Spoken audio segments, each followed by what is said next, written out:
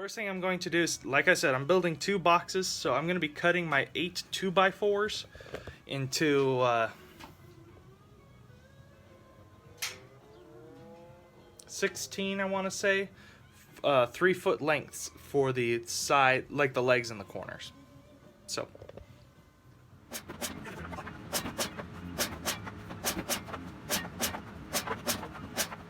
Alright, now that all 8 legs are done, it's time for the plywood and the boxes themselves. Alright, so I have 16 3-foot pieces, 8 2-foot pieces. You should have used everything or almost everything, so make sure you hang on to the scraps and the pieces. We're going to build the legs. So I built one, so you can kind of see what it's going to look like. Okay? So you're just going to line one up, the edge here. They should be flush or pretty dang close to flush together, at least on one end. If they're not perfectly flush on one end, it is what it is. We ain't going for a beauty contest here. Neither is this. Okay, so a couple of things to help out with when you do this. One, pre-drill your screw holes.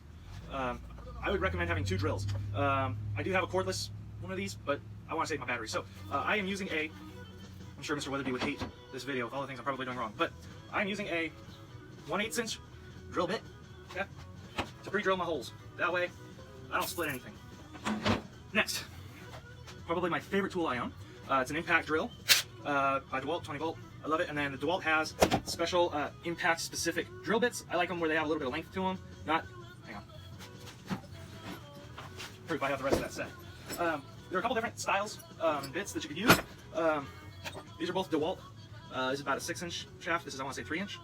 Phillips 2, so PH2. Something about this design, it's specific to an impact drill. And for impact, I don't know what it is. I think it's this little end that's not super, it doesn't, I don't know if you can see it. See how it gets a little narrow here, or like really thinner gauge. This is good for hard to reach places, but for this project, I don't need it. This little 3-incher is excellent. The other tool that I would recommend, or bit, for this project, of course I broke mine like yesterday, but it's one of these bad boys. So this end goes into the drill, like so. There's usually a little collar on here. You take your little bit, slide it in there, pop it in there. It has a collar that comes down. It slides down like a sheath. That way you can put the screw in, slide the thing down. It will help you from if you don't have a steady hand. So I love these. I accidentally broke mine yesterday, and despite me having bought like 3 or 4, I can't find any of them. So whatever. Okay. So impact drill. It kind of has a little bit of a driving effect. Like it helps without skipping, but it helps. I'm using 2 different size screws. I probably could get away with 1 size screw for the legs. 2-inch, 3-inch. I'd recommend 3 to 3.5 inches when doing this.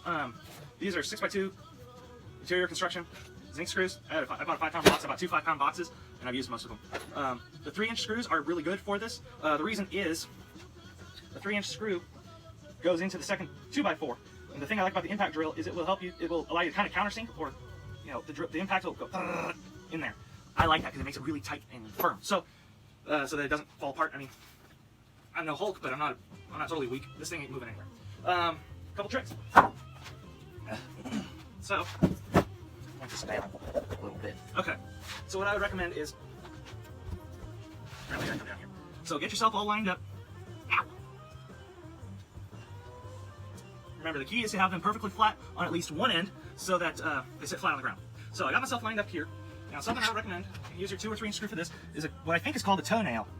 I think it's called a toenail. So I'm going in here, not flat, I'm going in at an angle so that I can kind of just tack this board to this board in a controlled formation. Right now, it's solid. I'm not going to goof something up. I do 1 on each end so that I don't accidentally bump something or become unaligned when I'm doing the main screw. So, and solid there. I'm going to do the same thing on this other end.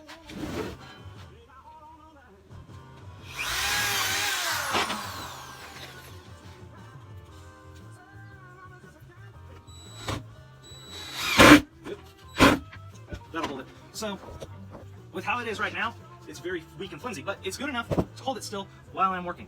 So, I set up my board, or my leg, like so.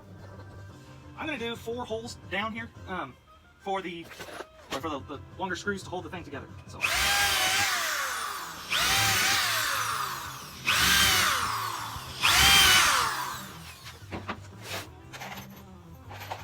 Use your 3-inch screws for this.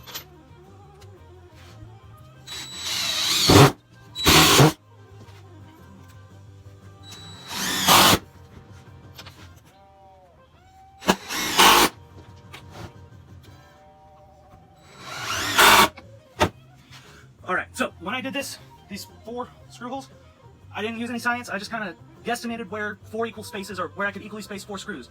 This doesn't matter if they're perfectly separated or not. So this is good and solid. Time for